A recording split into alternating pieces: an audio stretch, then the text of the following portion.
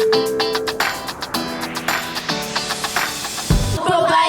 teachers, and my fellow learners of RAS, we are the shining stars of grade 4 good. We are here to make a presentation on the wise saying of the week. What is the wise saying of the week? The wise saying of the week is never put off until tomorrow what you can do today. Again, never put off until tomorrow what you can do today. Keyword, procrastination. Again, procrastination, meaning do not delay a task if you can do it immediately. Again, do not delay a task if you can do it immediately. Sentence, Amarachi was smart, but the constant procrastination led her to be late with almost every assignment. Grade 4 good, who are you? I am what I am by the grace of God, and the grace which was bestowed upon me was not in vain. Just like God, I am unique and special with talent and strength. I will embrace my individuality and stand out.